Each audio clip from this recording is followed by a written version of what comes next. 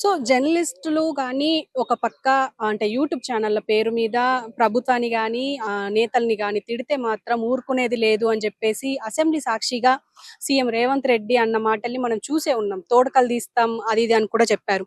So, దీనికి సంబంధించి ఇప్పుడు మనతో పాటు ఆహ్, ఆహ్, మైపాల్ యాదవ్ ఉన్నారు. ఆయనతో మాట్లాడే ప్రయత్నం చేద్దాం. అన్న నమస్తే. నమస్తే.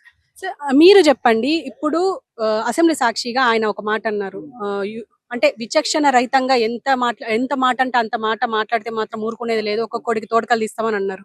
దీన్ని ఎలా చూడొచ్చంటారు? అండ్ మనం చూసాం ఒక జర్నలిస్ట్‌ని అరెస్ట్ చేశారు. అంటే ఆవిడ తిట్టిన అంటే చేపిచ్చిన వీడియోలు ఒక రకంగా పక్కకు పెడితే ఖచ్చితంగా దాన్ని అన్యాయం అని కొంతమంది అంటారు. కొంతమంది సమర్థిస్తున్నారు. కొంతమంది అసలు సమర్థించట్లేదు. దీన్ని మీరేమంటారు?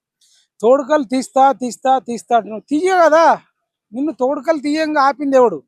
ఇప్పుడు పాపం మా రేవతి అనేట ఆమె నువ్వు చూస్తున్నావు, లేకపోతే ఆమె రేవతి అనేట ఆమె పల్సు ఛానల్ అనుకుంటా, ఆమె ఒక రిపోర్టర్ని పంపింది. ఆమె రేవతి అనేట ఆమె కూడా పోలే.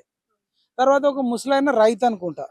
వీళ్ళు చెప్పినరా చెప్పలేదా మనకు తెలియదు, కానీ ఆయన అయితే తెలిసో తెలియకనో చాలా బూతులు మాట్లాడిండు. అదే కెమెరా వెనకాల చాలా మంది మాట్లాడతారు, మన వ్యవస్థలో కూడా అన్ని మాట్లాడతాం. అది కెమెరాలో రికార్డ్ అయింది. సరే, రికార్డు మధ్యలో ఆపలేం కెమెరా కాబట్టి.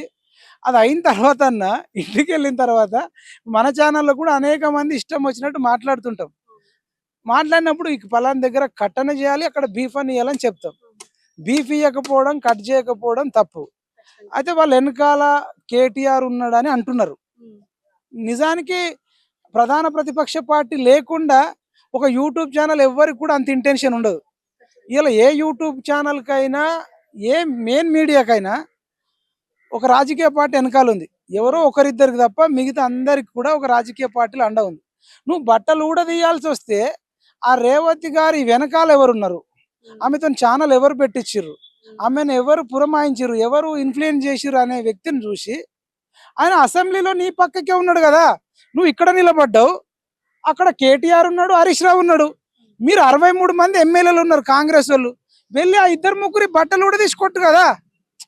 ఇప్పుడు నీకు మన ప్రణయ్ అమృత ఇష్యూ కేసులో మారుతిరావు అనే వ్యక్తి నరికిచ్చిండు సుభాష్ శర్మతో. మేము నరికిచ్చింది మారుతిరావు. పాపం అయినంతటా ఆయన ఉరేసుకొని చచ్చిపోయింది, అది వేరే విషయం. ఒకవేళ ఉంటే ఆయన గురి శిక్ష వేసేది. ఎందుకంటే నరికిన సుభాష్ శర్మ గురి వేసినప్పుడు A1గా ఉన్న మారుతిరావు కూడా వేసేది. మారుతిరావు చచ్చిపోయాడు. చేపించిన వ్యక్తి మెయిన్ A1. పక్కకి కేటీఆర్ని పెట్టుకుని నేను బట్టలు కూడా తీస్తా, అవి కూడా తీస్తా అంటే పోయి ఊడదీగ పక్కకి. మీరు అందరు 63 మంది కలిసి ఇట్లా పట్టి ఇట్లా అన్ని ఊడదీసి కొట్టు, కేటీఆర్ని కొట్టు, హరీష్ రావుని కొట్టు. మీరు మంచిగా ఉంటారు. Kukatpally, Kokapet, Banjara hills, Jubilee hills, మీరు మంచిగా వాడు లగ్గలకు వీడు లగ్గలకు వాడు.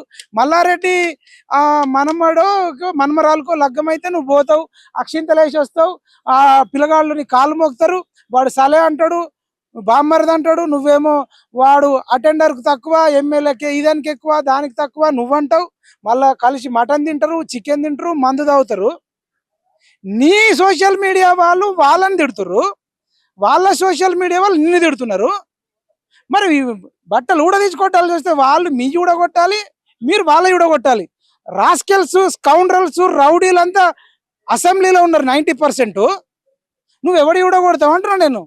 కానీ ఇప్పుడు అంటే ఒక ఆ యూట్యూబ్ ఛానలే కాదు, మిగతా చాలా యూట్యూబ్ ఛానల్ హైడ్రా స్టార్ట్ అయినప్పటి నుంచి వెళ్ళి ఎన్ని బూతులుగా అంటే బయటకు వచ్చినా మనం చూసే ఉంటాం. అండ్ దానికి కూడా బీపులు లేవు. అంటే ఇప్పుడు యాక్షన్ తీసుకోవాల్సి వస్తే ఇప్పుడు అన్ని యూట్యూబ్ ఛానల్ మూతపడతాయి అనుకోవచ్చా? అంతే కదా.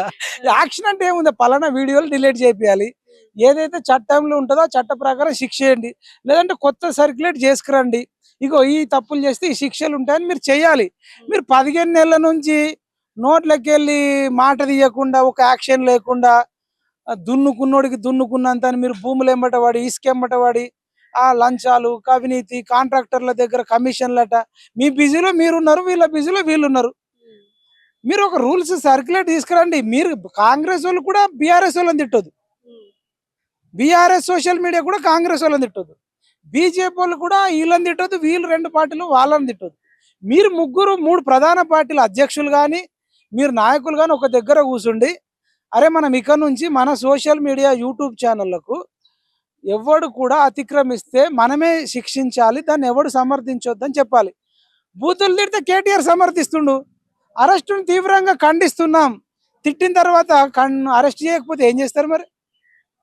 అంటే ఇప్పుడు మళ్ళా వీడు అధికారంలోకి వస్తే రేపు మళ్ళా ఈ రేవంత్ రెడ్డి మనుషులు తిడతారు, వాడిని తీసుకపోతే ఇవేం ఖండిస్తున్నాం ఈయన అంటాడు. ఎటుపోతుంది ఇది?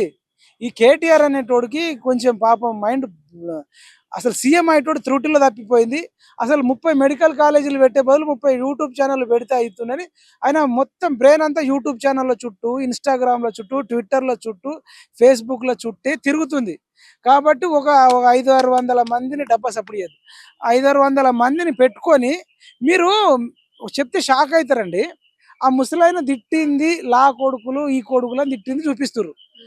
ఆయన నోటితో తిట్టిండేమో, కానీ మీరు ఇప్పుడు ఇదే యూట్యూబ్ ఛానల్, ఇప్పుడు నేను వాయిస్ ఇచ్చిన కదా, మీరు కింద ఇప్పుడు వెంటనే రెడ్ టీవీలో కామెంట్ల కింద మైపాల్ను పచ్చి బూతులతో కామెంట్లు పెడతారు. నేను అనేది ఏంటంటే నోటితో తిట్టినోడు కాడు, వాడు చేతితో రాసి బ్రెయిన్తో పెట్టినోడు కూడా. వాడు యూట్యూబ్ కామెంట్లు పెట్టినా, ఇన్స్టాగ్రామ్లో కామెంట్లు పెట్టినా, ఫేస్బుక్లో పెట్టినా, ట్విట్టర్లో పెట్టినా వాళ్ళందరినీ పట్టుకొచ్చి పగ్గాలతో కట్టేసి ఒక్కొక్కటి కాళ్ళు చేతులు ఇరుగొట్టే చట్టం తీసుకురావచ్చు కదా. లేకపోతే ఒక 10 రోజులో నెల రోజులో జైల్లో పెట్టి వాని ఫ్యామిలీలను పెట్టి చెంచల్గూడ చెర్లగూడ లేచి ఒక్కొక్కరిని ఒక గంట సేపు నాన్ స్టాప్గా తలకాయ కిందికి చేసి కాళ్ళు పైకి చేసి కొట్టేటి చట్టాలు తీసుకురావచ్చు కదా.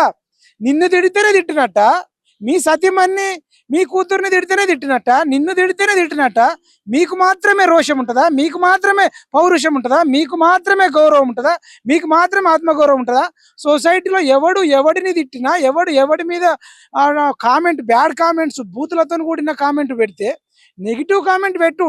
నువ్వు నచ్చకపోతే ఈ పాయింట్ నచ్చలే, ఒక లిమిట్ ఉంటుంది, వేస్ట్ గాడు అనొచ్చు, లేకపోతే ఈ పాయింట్ తప్పు మాట్లాడిన అనొచ్చు. వాళ్ళ తల్లిదండ్రులను, వారి క్యారెక్టర్ను, మొత్తం బూతులతో నిండిపోయింది. వాళ్ళంతా సోషల్ మీడియాలో బూతుల మీడియా అయిపోయి కామెంట్లతో నింపితే ఆ పెట్టించుటోడు కేటీఆర్ 90%. ఆయనను పక్కకు పెట్టుకొని కేటీఆర్ బట్టలు ఉడదీయకుండా బట్టలు ఉడదీస్తా అరిసే కుక్క కరవదన్నట్టు నీతో ఏమీ కాదంటున్నా నేను.